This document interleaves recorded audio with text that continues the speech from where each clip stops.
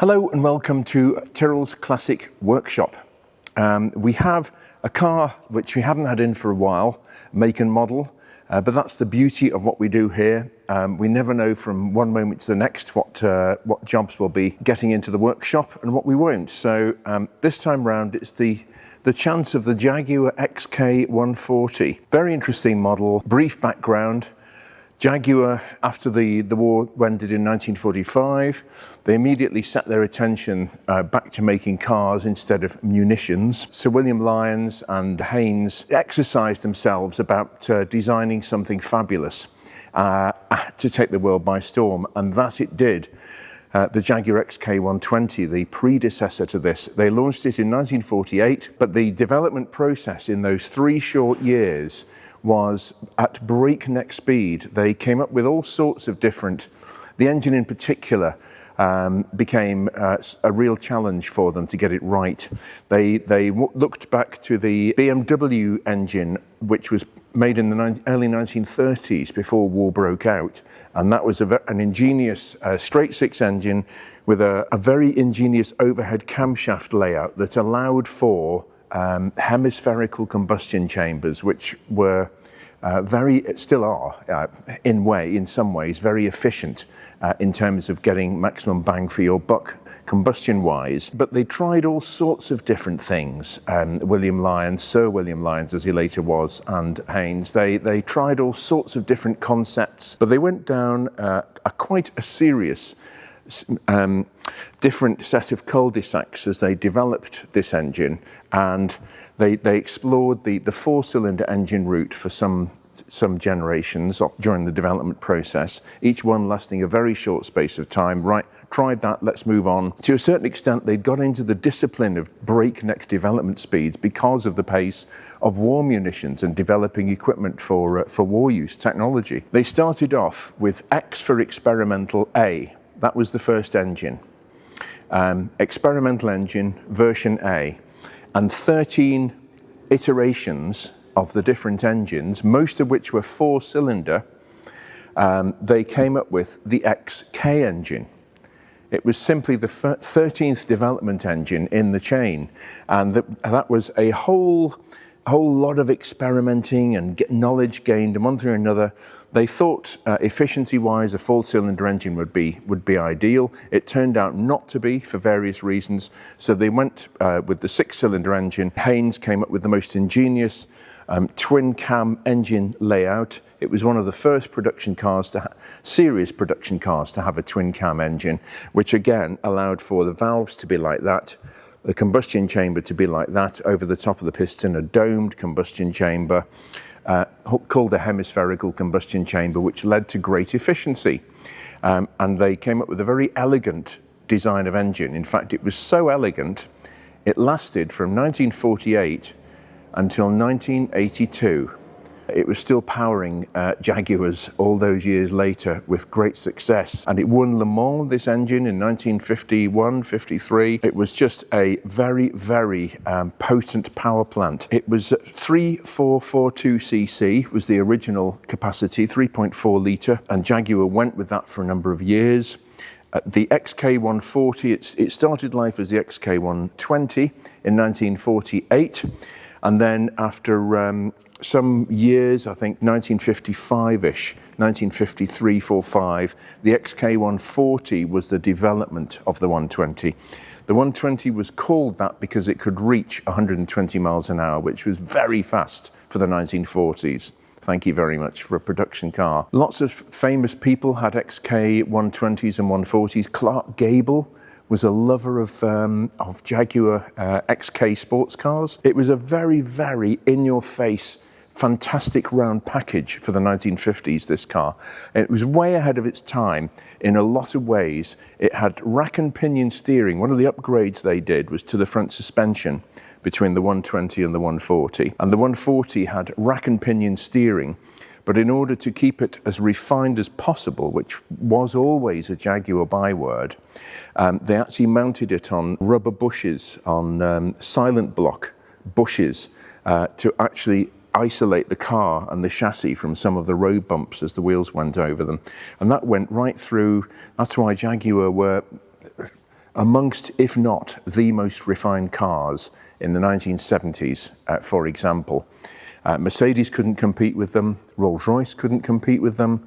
None of the American cars, they had a great ride, but as soon as you showed them a corner, it all went sideways. But ride handling compromise, Jaguar actually led the world for a number of years. As we're going to look at in a minute, Marcus has done a lot of work on this car. It's beautifully pristine visually, but it's come over from the US, this car.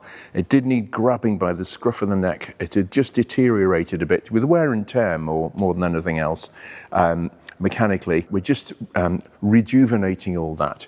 But the front suspension also, one of the innovations it had was ball joint front suspension. So the standard suspension layout for front suspension was it's got a pivot in that axis for the steering, and it's got a pivot in that axis for bump absorption. And you had bushes, normally bronze or aerolite or cast iron or something, in the kingpin, and then the trunnions, which went horizontally, were a pivot also with the same materials. It was a very complicated way of actually working suspension, and you had to keep putting grease in them. They were very grease reliant to stop metal-to-metal contact and them wearing out, the steering becoming sloppy, bump steer, throwing the car all over the place, playing the suspension, whatever. But the ball joint actually sort of revolutionized that. This was not the first car to have ball joints, but it was way ahead of its time in the respect of using them as it did. We have the beautiful XK, twin overhead cam engine. Block is cast iron. The cylinder head is RR50 aluminium. That was the specification, which was the Rolls-Royce patented aluminium formulation, aluminium alloy.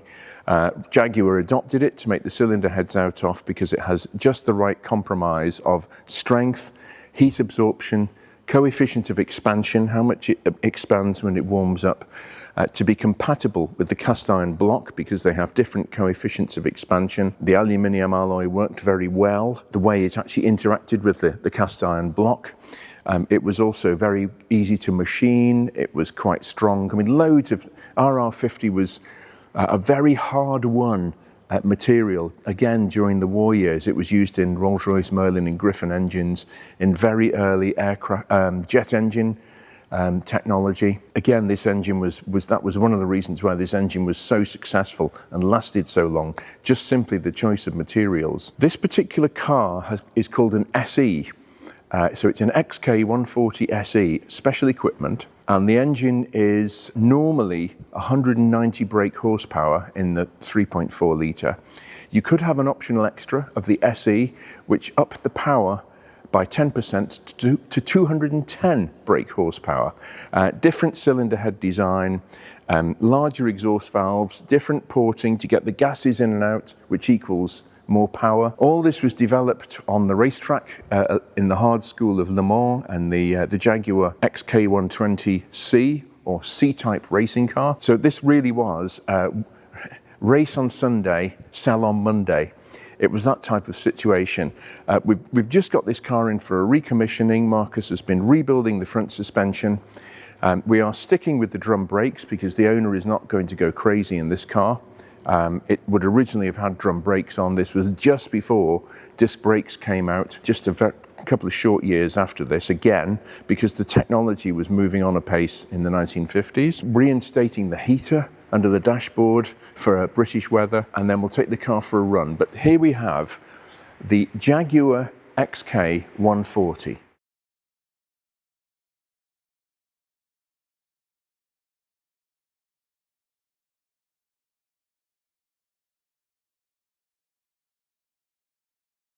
Well, this is the business end of the XK140.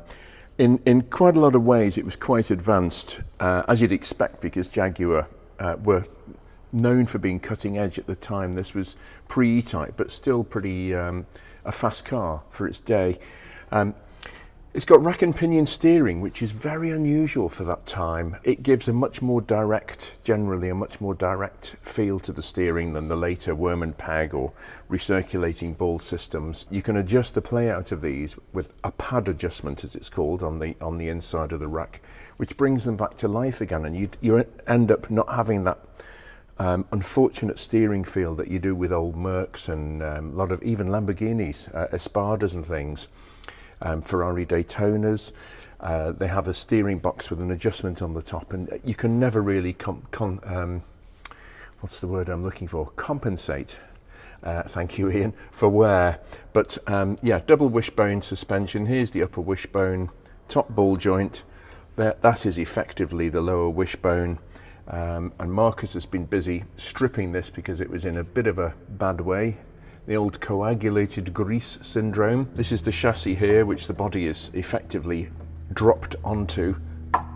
Very substantial chassis. And telescopic shock absorber, which again was quite high tech for the 1940s and early 50s.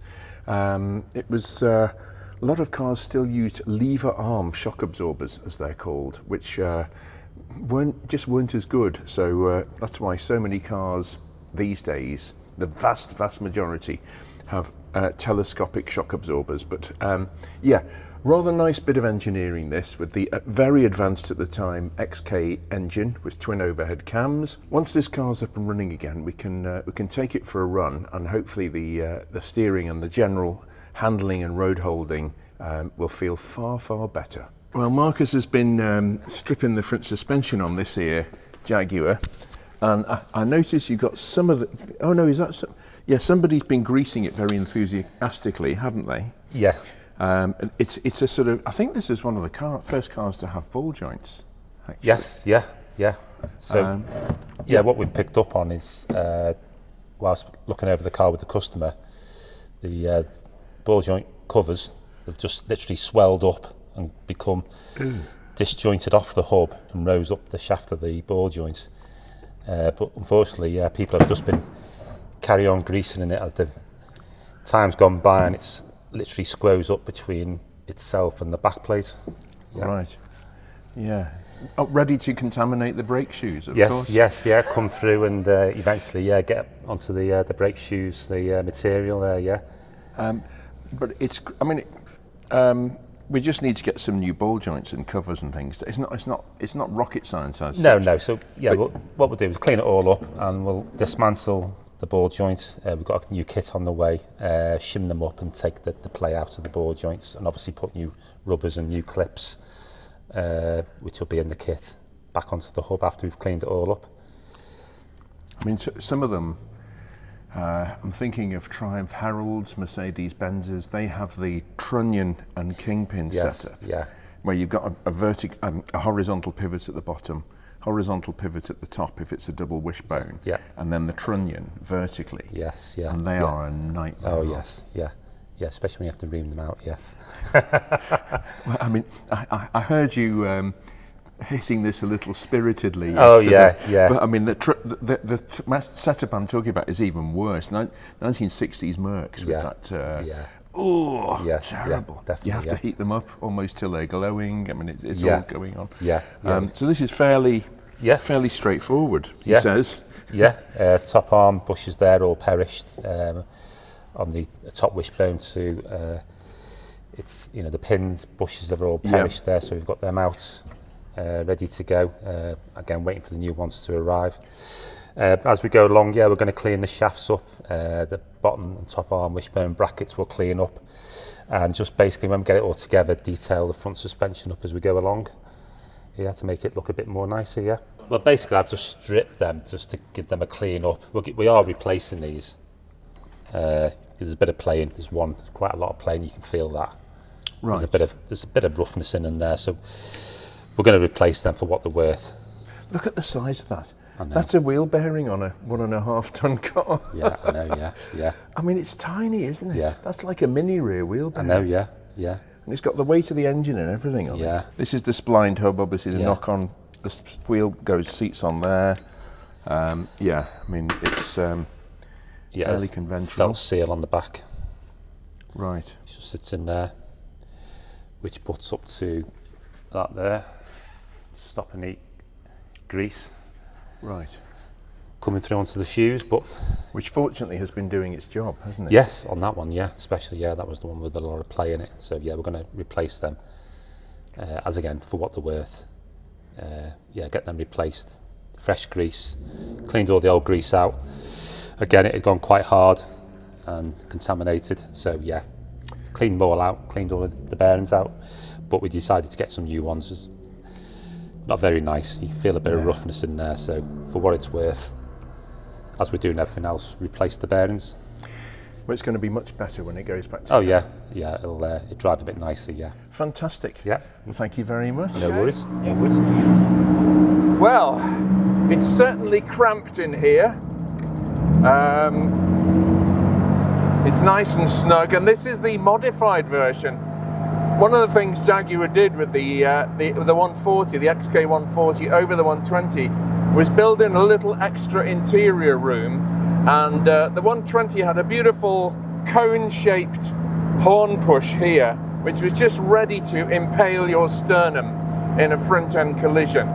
So they altered it for this obviously extremely safe different steering wheel. The thing is, they actually lengthened the cabin by about 3 inches in some places, the bulkhead, and 4 or 5 inches in another. It did make a big difference actually, because the XK120 was very tight. I'm just warming this up, hence the fact it's coughing and spluttering a bit. The ride handling, with that work we've done on the front suspension, is actually it's been a while since I've driven an XK. This is not as agricultural as I remember them feeling. It's actually pretty civilized. This has got a 5-speed gearbox conversion, which is very good. It just saves less wear on the engine at cruising speeds. It's got this rather whizzy counter-rotating rev counter as well. The speedo goes clockwise and the rev counter goes anti-clockwise, so you get that sort of effect with the gauges, which is all rather whizzy. And that's 5th, which is very nicely geared. There is the odd tapping noise coming from the engine, which we're going to have a look at that. It comes and goes. It seems like a tappet that's getting dry of oil and then getting a splash of oil again. And that should not be the case, because the camshafts on these are particularly well supplied with oil. It was one thing Jaguar really got right with this. So we'll just try it. I'll turn around and just open it up a bit more, assuming that noise doesn't concern me. Yeah, the noise has quietened down actually. That doesn't mean to say it doesn't need investigating, because obviously it does, but I mean, considering this car is light years away technology-wise from the E-Type that came after it in 1961, this is very, very old technology. Separate chassis frame, and then a body dropped on top of it. The ride handling is light years away from the E-Type for that reason, but it's still not bad. This is quite a pleasant place to be. We'll just see what that XK is like. Oil pressure is excellent. Water temperature is good. Here we go.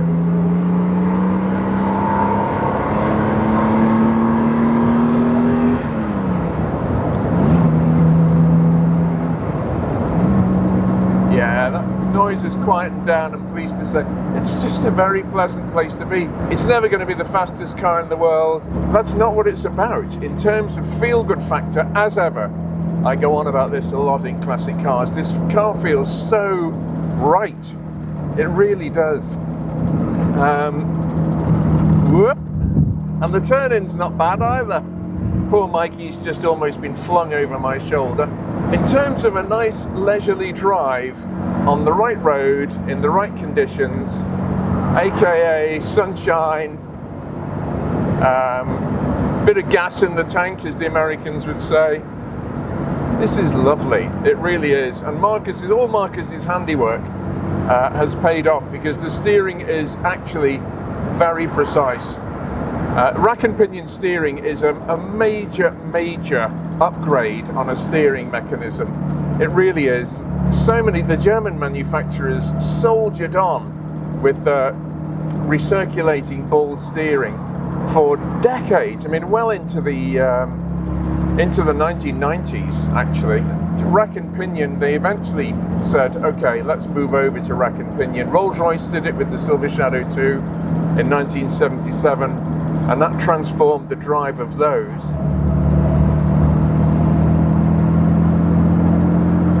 There's still a couple of jobs to do on this. I'm not happy about that clattering noise. Just a very light tap. Sounds to me like an intermittent tappet noise, which should not be there. So I'm not going to extend the engine too much until we find out what exactly that is. But plenty of grunt.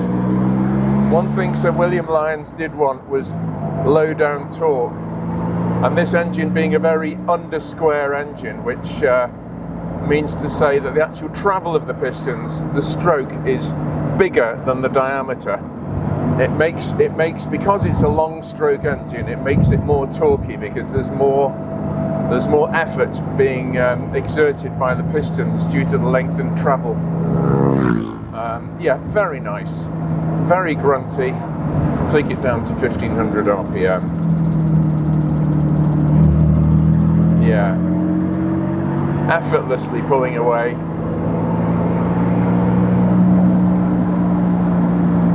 And again, the gearing of the steering, it's 1950s cars did tend to be quite indirect, the steering, but no, this is lovely. It's altogether, this is a very pleasant place to be, I have to say. Well, that concludes another video. Please remember to subscribe, it does make a difference, and we'll be back with something else very soon.